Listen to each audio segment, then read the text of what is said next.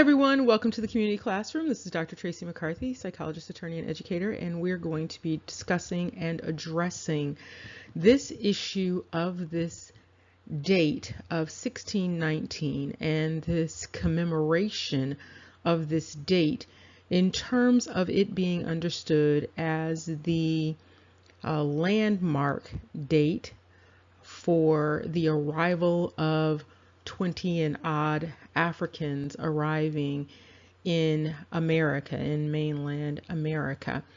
And this quote unquote 400-year anniversary of that date and commemorating what has been indicated as the commencement of the transatlantic slave trade in terms of the mainland America. And so in addressing this, what we're going to be looking at is this issue of validity and reliability. We're going to focus on reliability. For those of you who do not know what reliability is in terms of research, reliability is basically the idea that you can find the same results over and over again if you use the methodology that the original researcher used. And so we're going to look at the reliability of Dane Calloway's research regarding this particular date. We're going to look at some of his research. We're going to look to see if there's some reliability regarding some of the assertions regarding slave trading irregularities in terms of the ships and in terms of the shipping of people to different destinations, and also that question of whether or not enslaved individuals were actually transported to Africa. And so we're going to look at all of those issues. And also remember, it's important that you do your own research. And so when someone presents some research findings to you, it is important and it is incumbent upon you to do your own research to follow that up. It's not always necessary for that person to continually provide research over and over and over again on that same topic. What researchers generally do is they attempt to replicate whatever it is that the original researcher did to see if they come up with the same findings. Now, when you're talking about someone who's doing ethnographic research or field research, which is apparently a substantial part of what Dane Calloway does, then oftentimes you have to go out and do your own field research too. And so when you're looking for those primary sources, the researcher in those instances sort of becomes a primary source. So you have to get out there and become your own primary source. And first, let's look at the narrative surrounding this 1619 date. The narrative is that at Point Comfort on the James River, if you notice, there's a lot that goes on with the James River. There are a couple of narratives around the James River, and we're not going to get into one big narrative around the James River at this time, but there is another huge narrative related to the James River. Okay, so what it says is basically 20 and odd Negroes from this English ship called the White Lion were sold in, for food at this particular location. And then for some strange reason, they were likely sold into slavery again. So there's a lot of speculation. When you start to see things like likely and perhaps and maybe and things like that in historical literature, you might want to take it with a grain of salt. Okay, so you want to do some double checking there. So they give a speculation of the language that the people perhaps spoke. There's no indication as to why they thought they spoke this language, but there is this offering. And there's also an offering that they were on another ship that was bound for Mexico, the Bautista. But they were somehow stolen by the White Lion and another English ship, the Treasurer. Now remember, this is 1619. And then once in Virginia, they were dispersed throughout the colony, these 20 people. The number of Africans increased to 32 by 1620, and then dropped sharply, unclear how sharp that was, by 1624. And then there's the indication that this was as a result of war and disease. It would probably be helpful if people interviewed the actual Indian nations involved in the war, because they would have some insight regarding the oral tradition surrounding the war and the individuals that were in the colonies at that time, or should we say in their land at that time. And there's additional information saying basically by 1628, a shipload of people from Angola showed up and were sold in Virginia. And this increased the African population dramatically. So we're going to look at some of the slave voyages to see if we can get a better understanding of when these individuals arrived and how they arrived, where they came from, where they landed. But before we go any further, we're going to make note of the Smithsonian's admonition regarding this date.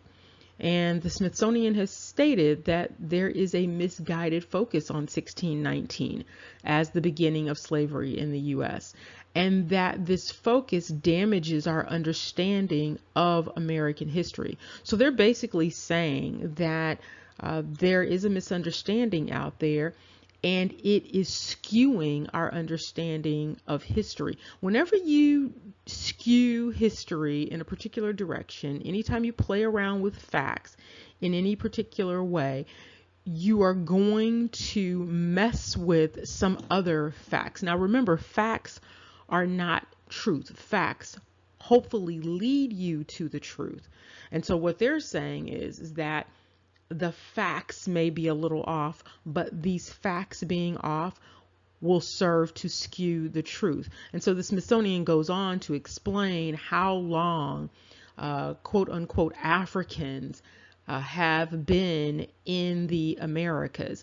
And what they're basically saying is that enslaved Africans were a part of an expedition, a Spanish expedition, about 100 years prior to what is being stated. One of the interesting things in this write-up for the Smithsonian is that they say nearly 100 years before Jamestown, African actors enabled American colonies to survive.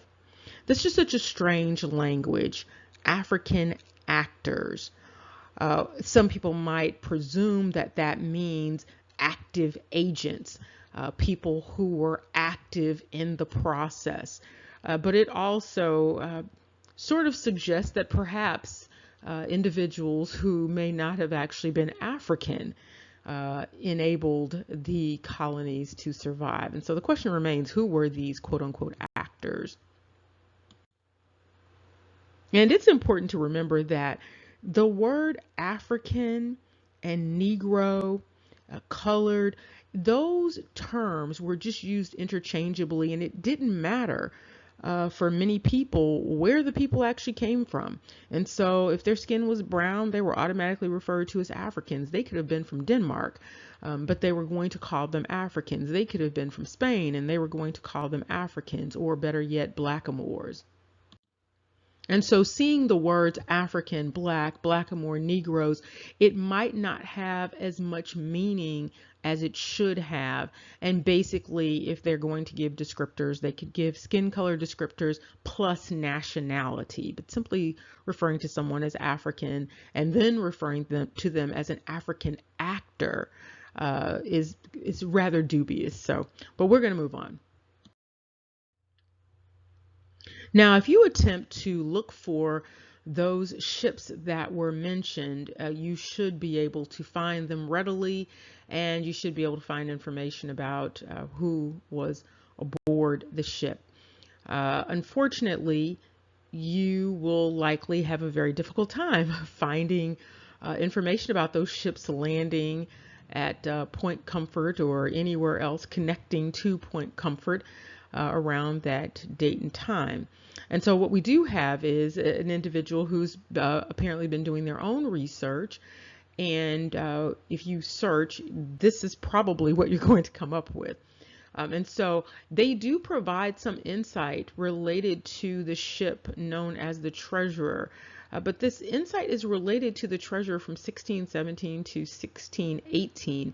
And there is only this particular time. So they have a listing of the voyages. But mind you, these are voyages for pilgrims. And so the indication here is that the individuals who were at Point Comfort were the pilgrims. So those who showed up were the pilgrims, those who were stationary there were the pilgrims. And in this situation, there is one Negro woman identified as a servant to Captain William Pierce at James City. There's no indication of the woman's age. There's no real indication as to when the person showed up. It's not clear. And so, but you do have here one Negro woman that showed up on a ship for pilgrims. And oftentimes people make the mistake of seeing the word servant and they think that it automatically means enslaved person, particularly if they identify the person as a Negro, black, colored. It does not necessarily mean that. In fact, when you see servant, the first thing that should jump out is an indentured servant versus an enslaved individual.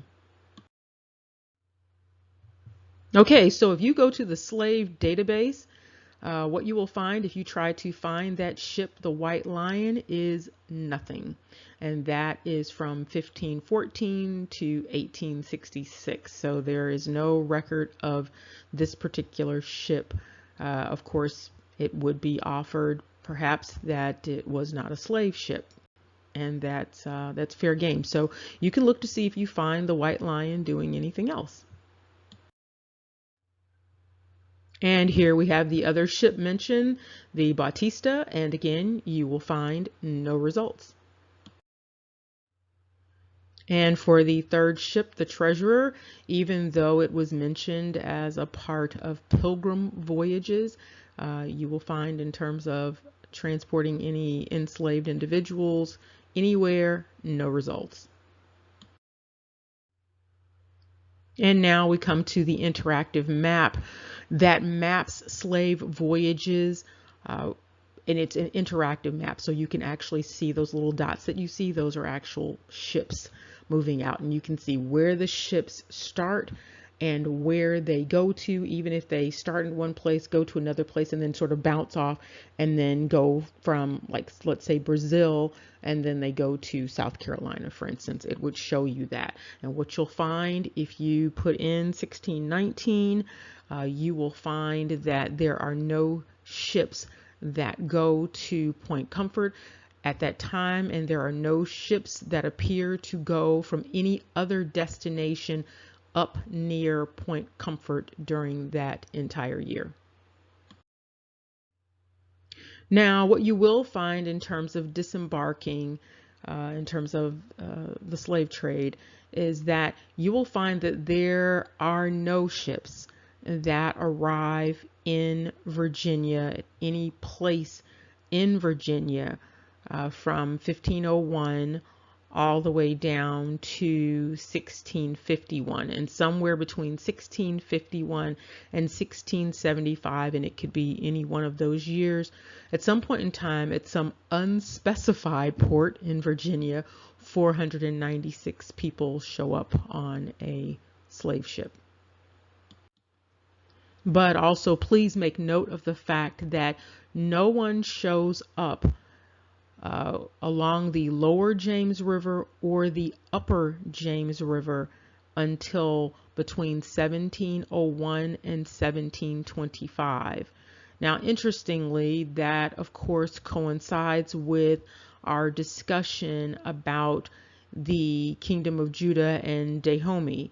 And so there are individuals with that sovereign's last name, in the Virginia area. And so it is possible that that's what's going on there. If you look at the slave manifest information for Benin, you will be able to draw all sorts of connections with the disembarking and embarking.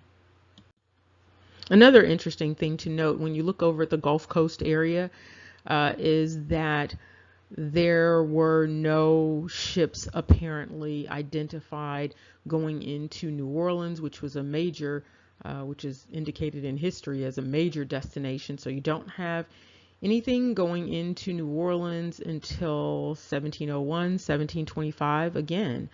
And then you don't have anything going into Louisiana, Biloxi, or any other place in Mississippi, Mobile, until around that same time.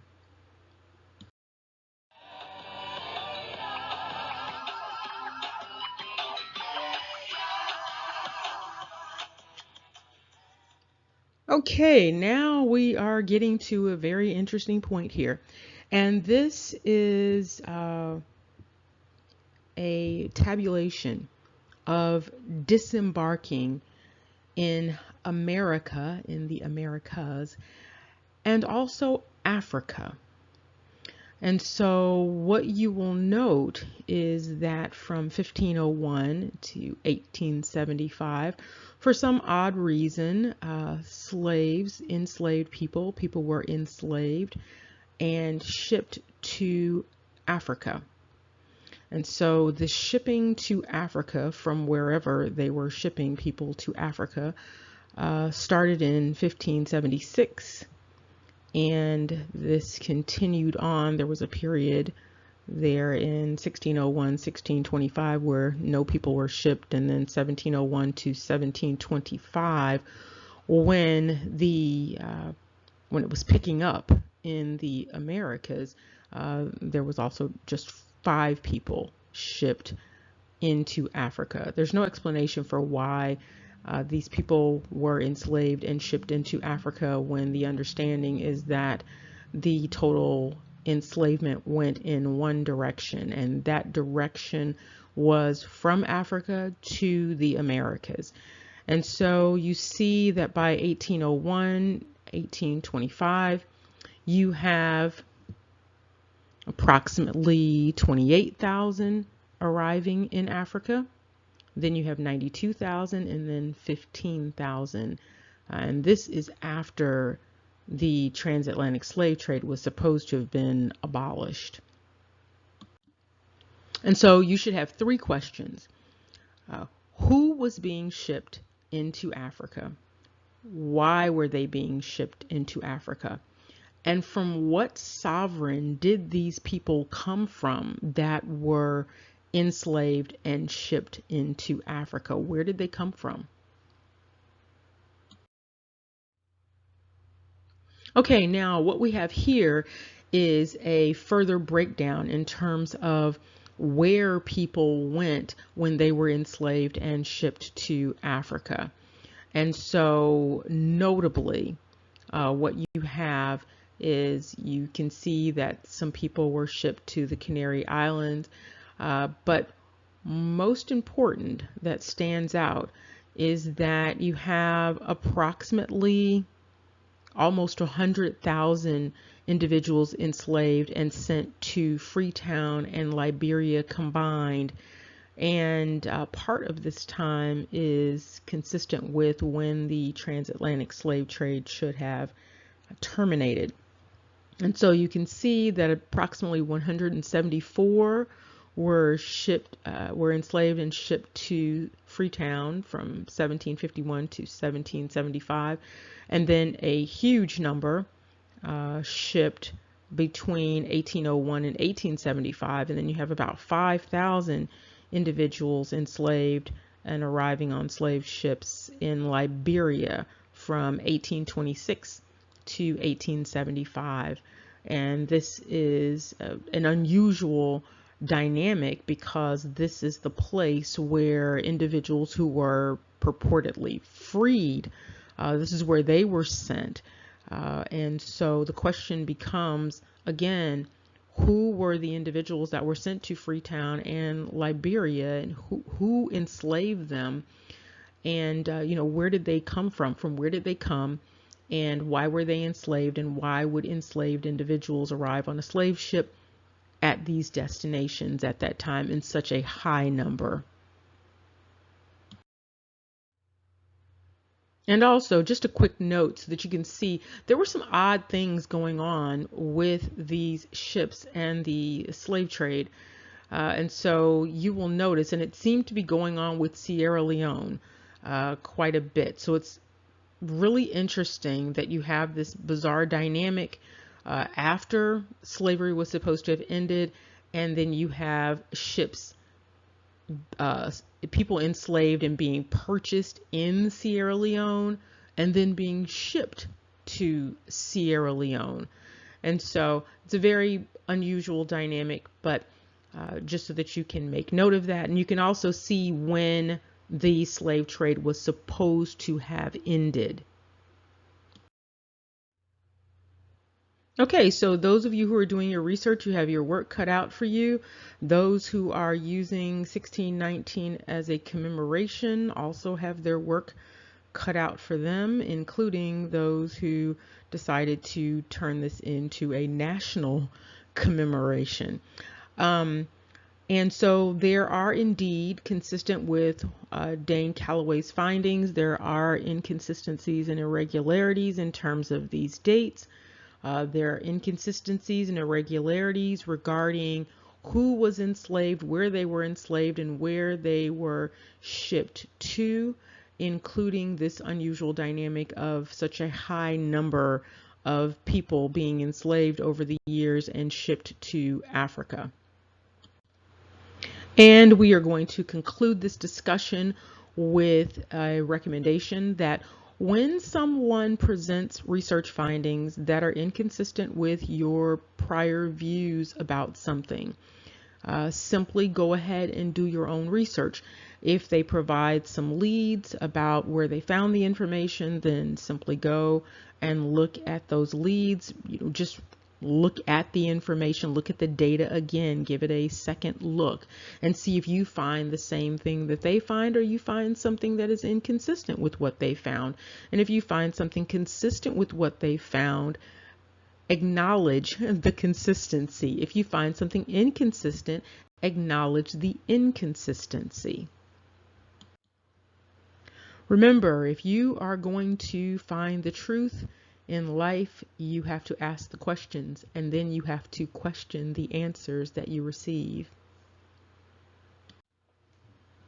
Remember, knowledge is power. Take care and see you soon.